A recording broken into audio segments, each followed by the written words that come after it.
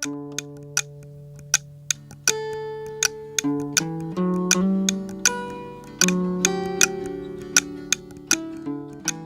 नीति में उत्पादक काम पर आधारित शिक्षा की अवधारणा को आमतौर पर व्यावसायिक शिक्षा के रूप में देखने की कोशिश की जाती रही है। उत्पादक काम पर आधारित शिक्षा के सोच, सिद्धांत और दृष्टिकोण के बारे में आपकी क्या राय है? तो अब हम एक अगले विचार पे पहुंचे, अगली सीढ़ी है ये। वो सीढ़ी ये हम वहां पहुंच गए हैं कि किस तरीके से उत्पादक काम तमाम ज्ञान का स्रोत बने।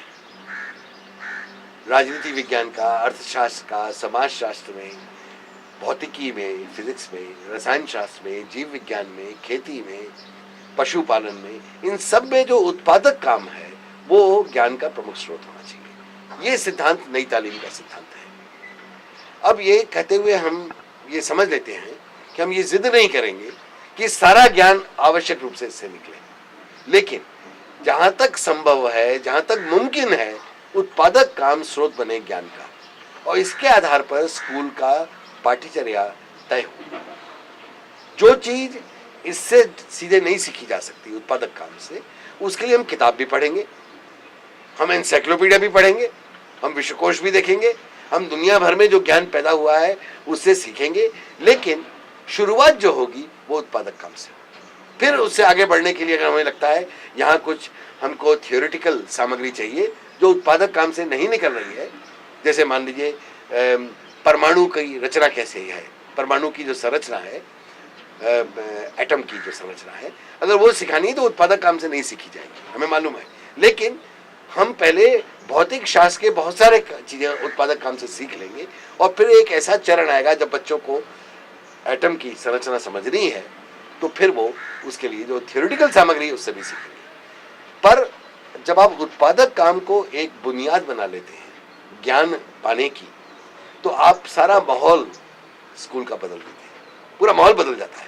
तब सब बच्चे हाथों से काम कर रहे हैं, चाहे वो किसी भी जाति के हों, किसी भी वर्ग के हों, वो अपने हाथों से काम करके सीख रहे हैं। तो हाथों से काम करने की जो शर्म है हमारे देश में, हमारी संस्कृति में, वो खत्म होनी चाहिए। कोई शर्म नहीं है हाथ से काम करने में।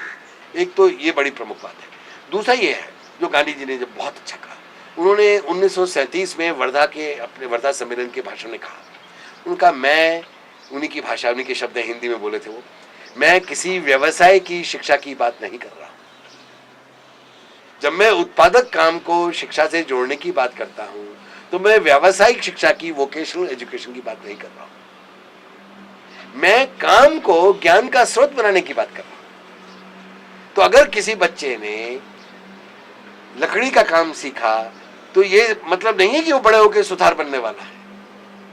अगर किसी ने कुछ लेथ मशीन पे काम करना सीखा, इसका ही मतलब नहीं है वो मैकेनिक बनने वाला है। अगर किसी ने इलेक्ट्रिक मोटर की वाइंडिंग सीखी, इसका मतलब नहीं है कि वो जिंदगी भर अब इलेक्ट्रिक मोटर की वाइंडिंग की शॉप चलाएगा।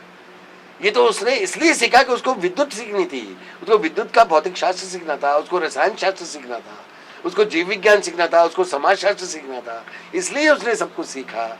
अब वो बड़े होकर जो चाहे डॉक्टर बने, चाहे इंफॉर्मेशन टेक्नोलॉजी का दुनिया का एक्सपर्ट बने, चाहे वो गणितज्ञ बने, चाहे वो राजनीति विज्ञान पे किताबें लिखे, ये तो उसकी इच्छा पे उसको क्या बनना है, उसके लिए क्या रास्ते खुले हैं। लेकिन राजनीति विज्ञान की किताब लिखते हुए भी उसको मालूम है, वो सुथारी जानता है, वो घर में जो लकड़ी का काम होगा खुद आरी उठा के कर लेगा। अगर इलेक्ट्रिक मोटर खराब हो जाएगी, उसके बगीचे में पानी देने वाली इलेक्ट्रिक मोटर खुद खोल के उसकी वाइंडिंग कर लेगा, चाहे वो अर्थशास्त्री हो, चाहे वो भौतिक शास्त्री हो।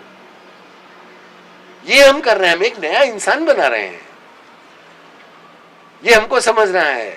हम नए इंसान की कल्पना कर रहे हैं जो हिंदुस्तान की शिक्षा ने कभी नहीं की, 5000 साल से नहीं हुई, ब्रिटिश काल में नहीं हुई, आजादी के बाद के 57 सालों में नहीं हुई। ऐसी शिक्षा की कल्पना कर रहे हैं जो नया हिंदुस्तान बनाएगी, जो हिंदुस्तान में नया समाज गढ़ेगी।